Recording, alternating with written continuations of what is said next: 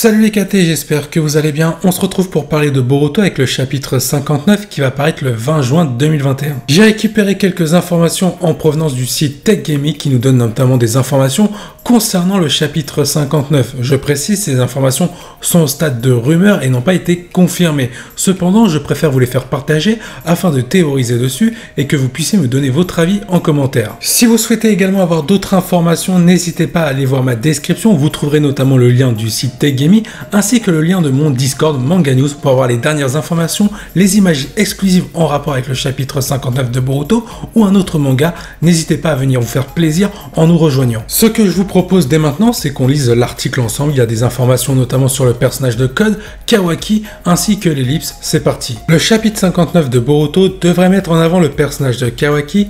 Il va devenir de façon extrême et abusive très protecteur envers le village de Konoha et Naruto. Kawaki va ressembler de plus en plus à Sasuke lors de sa jeunesse, en se tournant vers l'avenir et la sécurité. Les derniers événements du chapitre 59 vont se tourner vers un grand cliffhanger et vont mener à l'ellipse, marquant la fin de la première partie de l'histoire de Boruto. Concernant le personnage de Code, il va avoir besoin de quelques années pour devenir plus fort et perfectionner ses pouvoirs Otsutsuki.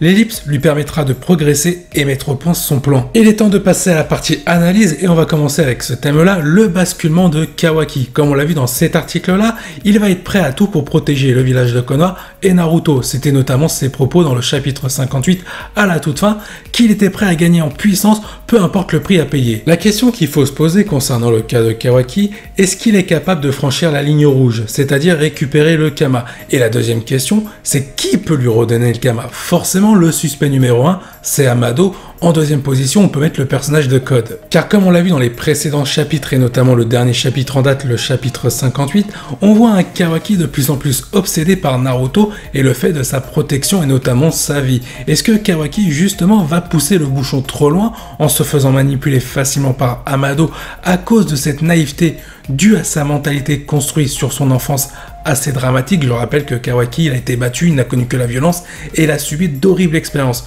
Et le fait que Naruto soit toujours en vie, pour Kawaki, c'est un peu un gage de sécurité pour ne pas retomber dans ce cauchemar. On peut très bien imaginer une scène de manipulation d'Amado envers Kawaki qui va lui faire croire au fond de lui qu'en réalité il sert à rien, que c'est une merde tout simplement, que la force qu'il a perdue, ça lui permettait d'avoir quelque chose dans la vie et maintenant qu'il l'a perdu, il sert à rien pour protéger la vie de Naruto, notamment face à Code. Mais Amado a une solution pour tout, comme pour Boruto avec le médicament afin de stopper sa transformation en Otsutsuki. Il va lui faire croire peut-être, ou tout simplement lui faire promettre qu'il va lui redonner le Kama afin qu'il puisse utiliser la puissance sans contrepartie d'Ishiki par exemple face à Code pour protéger Naruto. Cependant, c'est un peu le piège d'Amado car en réalité il y a anguille sous roche. Amado pourrait très bien faire du chantage à Kawaki en lui disant tiens, si tu veux le Kama, tu vas devoir remplir quelques objectifs concernant mon plan secret. Évidemment, tu n'as pas le droit de le dévoiler sinon tu n'as pas de Kama et tu pourras pas sauver la vie de Naruto. Voici ce que tu dois faire, tuer peut-être 2-3 personnes, récupérer ça qui est interdit et après je te donne le Kama. Mais évidemment, Amado va jouer sur cette faiblesse de Kawaki en lui faisant croire que Naruto va se faire tuer pour pouvoir tout simplement s'accaparer ses services. Car il y a quelque chose à prendre en compte, c'est la fille d'Amado. On sait qu'il l'a perdue il y a 12 ans, mais qui était donc sa fille? Ça se trouve ce n'est ni Delta ni Eda et que c'est un lien avec Naruto car il en parle justement à Naruto et on a l'impression qu'il savoure un peu la situation de Boruto vis-à-vis de Naruto. Et si en réalité Amado, son but ultime était de faire payer à Naruto de lui avoir fait enlever peut-être indirectement sa fille. Ça se trouve Naruto est à l'origine de la mort de la fille d'Amado, peut-être indirectement, comme je l'ai dit précédemment, ce n'est pas impossible, ou alors volontairement, et Amado veut attaquer Naruto au cœur en s'en prenant à Boruto, et pourquoi pas à Kawaki pour le retourner au final contre Naruto, avec cette histoire de Kama et la naïveté de Kawaki. Tout n'est pas à exclure, et ça serait très intéressant en termes de scénario et de renversement scénaristique. Il y a une autre hypothèse, peut-être qu'Amado est en réalité un gentil voulant servir le village de Konoha pour les protéger face aux différentes menaces, comme la menace de Code, ou peut-être Kawaki par la suite. Et en réalité, Kawaki va venir voir Amado pour récupérer le Kama, mais Amado va être un peu dans l'obligation de lui dire les risques en disant si tu le récupères, Ishiki Otsutsuki pourra de nouveau revenir à la vie, c'est un risque que tu es prêt à prendre, car je pense qu'Amado, au vu de ses connaissances et le fait que Kawaki possède 80% d'ADN Otsutsuki, je vois pas la contrainte pour qu'Amado ne puisse pas réactiver le Kama dans le corps de Kawaki. On va se mettre d'accord sur quelque chose concernant le personnage de Kawaki. C'est pas le fait de perdre Naruto qui lui fait très peur en réalité, c'est le fait de retrouver son ancienne vie ornée de violence et de coups de blessures qu'il a pu subir, notamment avec son père et Jigen. Car pour lui, le monde qu'il connaît, c'est un monde rempli de cauchemars. Et Naruto est sa seule lumière qu'il possède pour l'instant.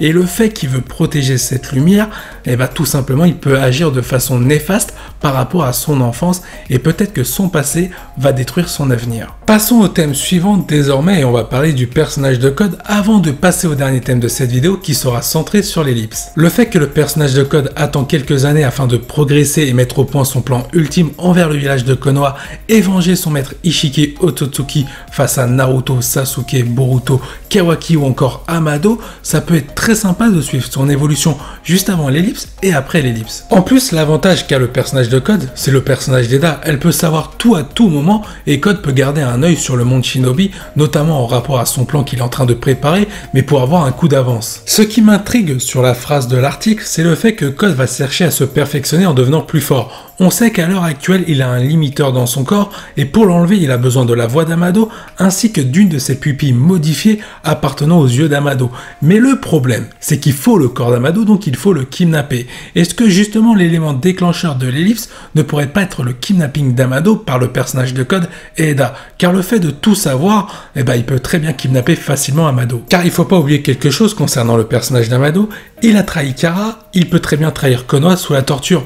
On est d'accord que s'il tombe dans les mains de Code et Eda, il risque de se faire tuer. Et pour préserver sa vie et ainsi garder en tête ses objectifs pour plus tard et survivre, pour le coup, il pourrait très bien trahir Konoha sous cette fameuse torture comme je l'ai cité juste avant. Il y a aussi une autre remarque que je tiens à vous faire. Si on regarde les dernières rumeurs et notamment les derniers chapitres, on remarque que le personnage de Code a souvent été stipulé comme ayant des pouvoirs Otsutsuki, donc ceux d'Ishiki, et apparemment il pourrait encore les faire évoluer pour devenir plus fort. Est-ce qu'il nous a tout montré? Je ne pense pas. Il ne faut pas oublier que les pouvoirs qu'il a hérités, c'est grâce notamment au Kama blanc qu'il possède, qu'il considère d'ailleurs comme raté car il ne lui permet pas d'être réceptacle d'Ishiki Otsutsuki. Cependant, est-ce qu'on peut vraiment considérer son Kama comme raté car il a quand même les pouvoirs d'un Otsutsuki, il peut évoluer et il a quand même une force assez impressionnante par rapport au Kama de Boruto et Kawaki. Donc je pense qu'en réalité, s'il ne considère pas ça comme raté par rapport au fait qu'il ne peut pas être réceptacle,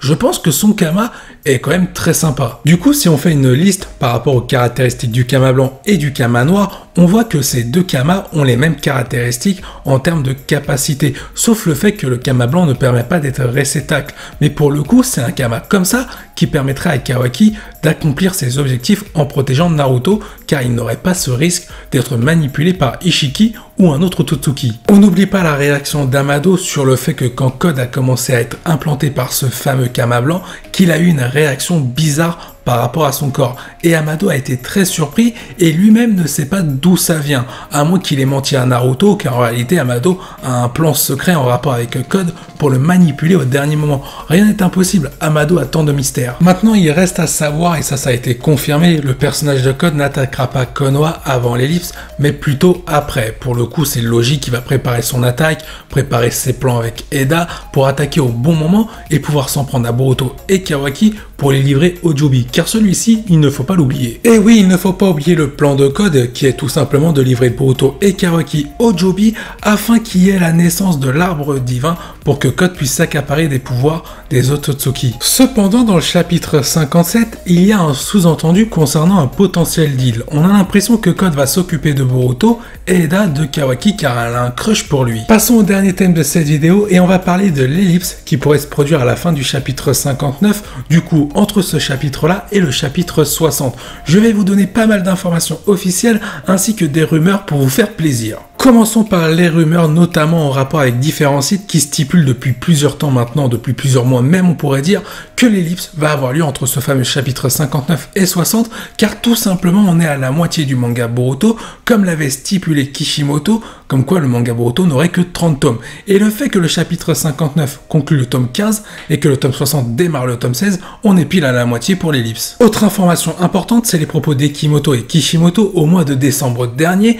le fait d'avoir dit comme quoi l'ellipse était très proche dans le manga Boruto. Pourquoi le dire si ça arrive un an après? Ensuite, on a plusieurs articles en référence à celui-ci qui nous dit comme quoi il y aura un événement important à la fin du chapitre 59 qui devrait ponctuer l'ellipse jusqu'au chapitre 60. Pour les informations officielles, on a Ekimoto en avril qui a annoncé qu'il préparait le combat Boruto versus Kawaki. Alors, est-ce que c'est celui après l'ellipse ou avant l'ellipse? Pour nous donner un aperçu, ça reste à voir, mais il était en train de préparer les dessins, c'est ce qui avait été annoncé. Et en avril, on a encore Kishimoto qui a annoncé que l'ellipse allait avoir lieu très bientôt. Lors de la Jump Festa qui a eu lieu cette année, on a encore l'auteur, c'est-à-dire toujours Kishimoto, qui a annoncé qu'il y aurait une seule ellipse et qu'elle aurait lieu cette année pour le manga Boruto. Pour rester sur les informations officielles, on a notamment le V-Jump et le Weekly Shonen Jump qui ont annoncé que l'ellipse allait se produire après l'arc centré sur Amado et Code. Il n'est pas impossible qu'il y ait en réalité deux arcs, un arc centré sur Amado et Code en termes de révélation et un arc B qui aurait lieu après l'ellipse. Et là je vous donne une cerise sur le gâteau, Kishimoto a été interrogé au mois de mai, donc le mois dernier,